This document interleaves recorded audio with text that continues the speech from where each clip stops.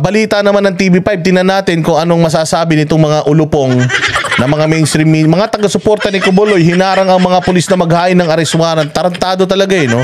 Ano ba naman sabihin yung mga suporta ni Kibuloy, ginulpi ng mga pulis? O, tinan nyo balita. O, tinan nyo balita ng tinan nyo balita nitong TV5. Mga taga-suporta ni Kibuloy, hinarang ang mga pulis na maghahain ng arrest warrant. Puta, pero hindi niya sinabi na ginulpi sila ng mga pulis na maghahain ng arrest warrant. Hindi niyo ba naisip na sobrang dami niyan para sa isang tao? Isang tao lang yung huhulihin nyo. Punta sandamukal kayo. Places and dishes.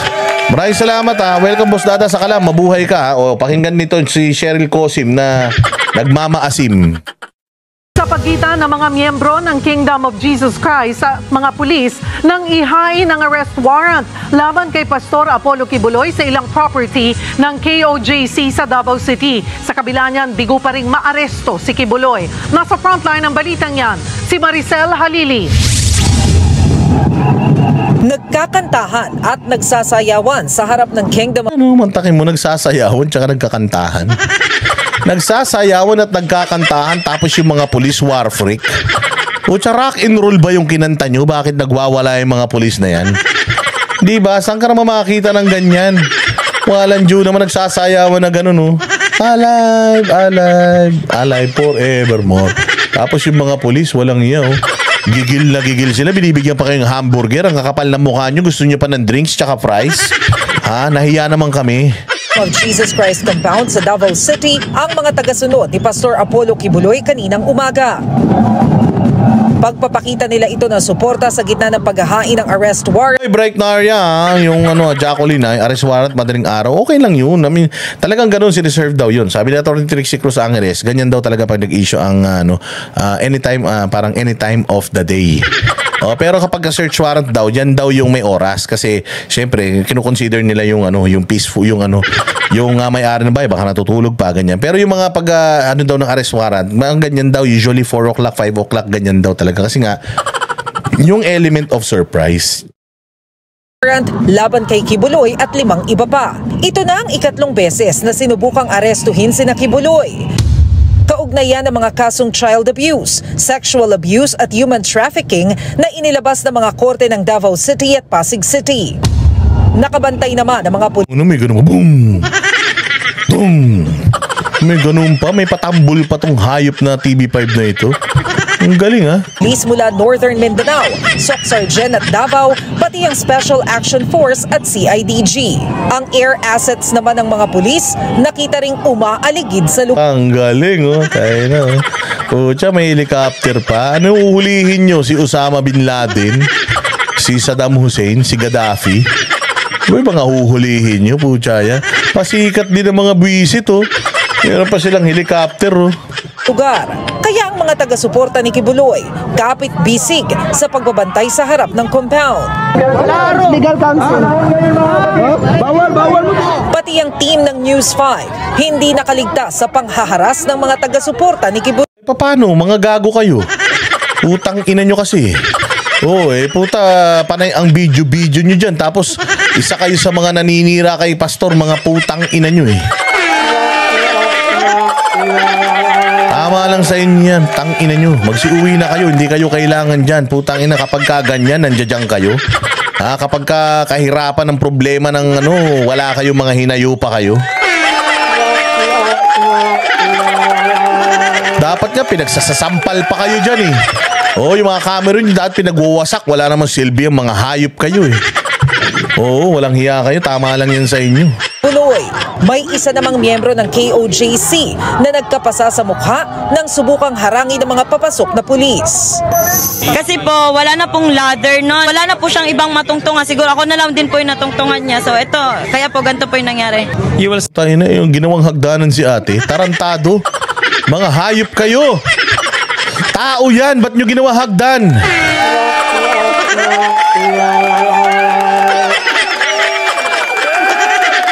Tao yung mga yan, ginagawa nyo hagdanan.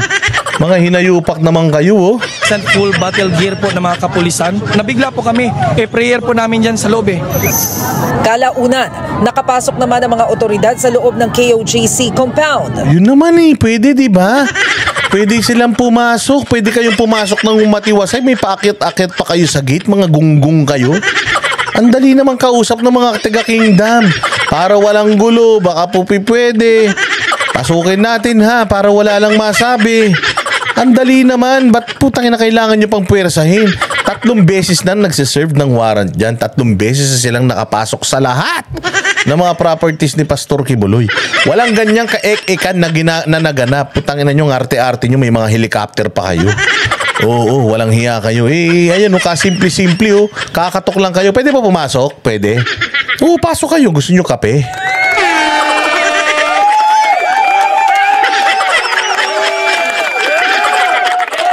Pero hindi nila nakita si Kibuloy. Tangina, natural. Alam nyo, ma'am, paano nyo makikita yan dyan? Pucha yan, sobrang kukulit nyo.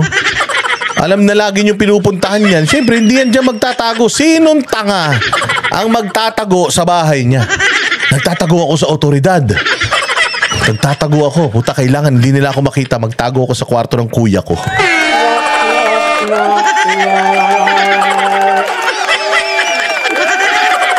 Di ba yun? Kung di ba kayo mga bobo? Bakit siya pupunta dyan? Alam naman niya na hahanapin niyo siya dyan.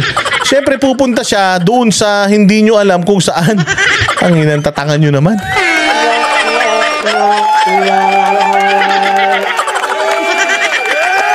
Saan kaya ako magtatago ngayon? Doon naman ako sa may cabinet. Tago ako sa cabinet, mga 2 months ako doon. Walang iya na yan. Wala yan dyan. Wala yan dyan dahil una sa lahat, ayaw ni Pastor na madadamay yung mga tao dyan sa Kingdom Nation, dyan sa Central, dyan sa Prayer Mountain, dyan sa Glory Mountain. Ayaw niya madamay yung mga tao dyan, kaya hindi yan dyan magtatago. Magtatago yan doon sa hindi nyo alam. Nataguan, syempre para hindi nyo siya mahanap. Ano ba kayo? Ang tanga ko naman, kriminal ako tapos magtatago ako doon pa sa obvious. Ano yan, tago-taguan tapos nakatago ako sa may likod ng poste.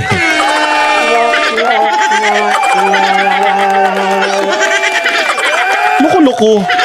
Walang alangan naman, punta ako sa Prayer Mountain, doon ako magtago, di nila ako matatagpuan doon kasi ari-arian ko yun. Ari-arian dyan yun, natural, hahanapin nyo siya ron.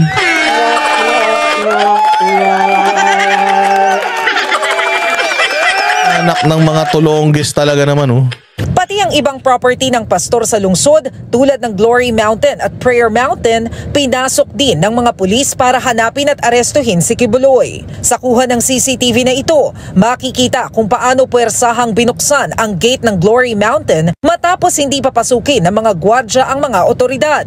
May iba pang miyembro ng KOJC na hinuli dahil sa pagdadala ng matutulis na bagay tulad ng itak.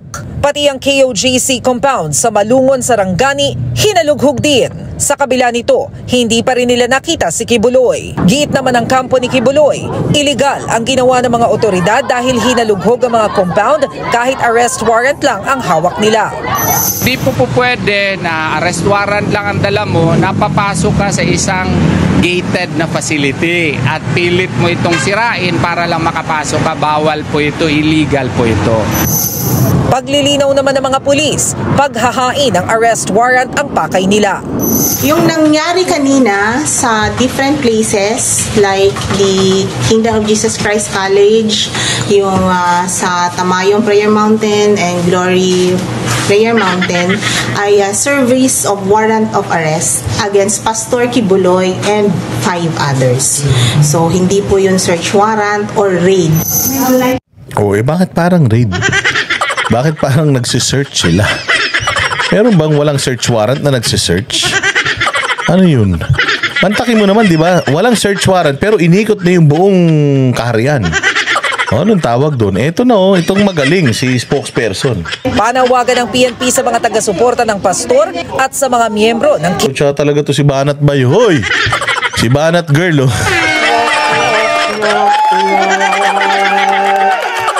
Alam mo, ito yung nawawalang kapatid ni Banat Bay. Si Banat girl. Kita mo kamukhang kamukha ni Banat pag ito kinalbo mo. Si Banat girl to talaga kapatid ni Banat Bay ito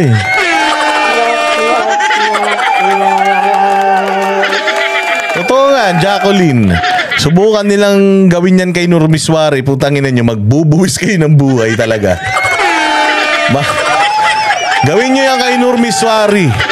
Puntahan nyo si Nurmiswari. Sigurado ako, puta makukuha ng mga misis nyo yung pension nyo agad-agad. Hoy, Banat Bay, ito na naman yung ate mo. Diyos ko po, meron na naman gustong sabihin. Hindi pa nag-aahit to, ang tagal-tagal na. O sige nga ate, pasok. KOJC, Pakiusap po natin ay maging mahinahon po tayo lahat. Si Mr. Suabe.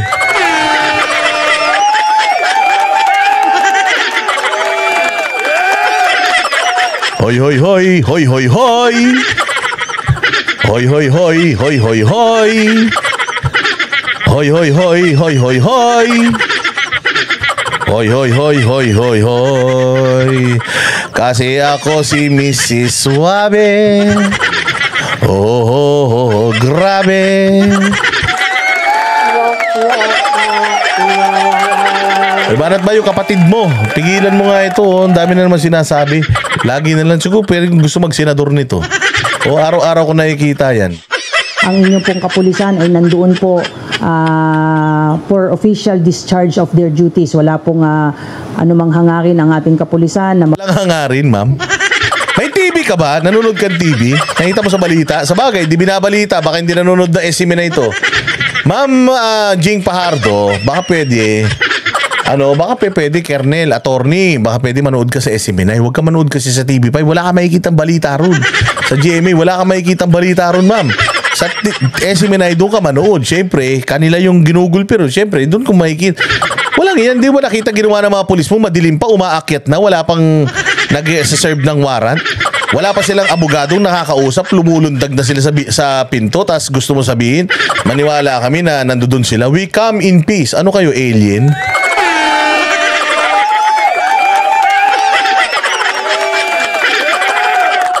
Walang due naman talaga, madam. magkakaroon po ng anumang sakitan at anumang pagkakagulos. Hindi magkaroon ng sakitan. Nanakit na nga kayo. Ang dami niyong pinagugulpi ron. Si ate, ginawa niyo hagdan. Pucha, may pinulot lang si ate, naging hagdanan na siya. Ayun, nagkapasa-pasa yung muka. Naka-combat shoes pa naman kayo. Walang hiya naman, oh.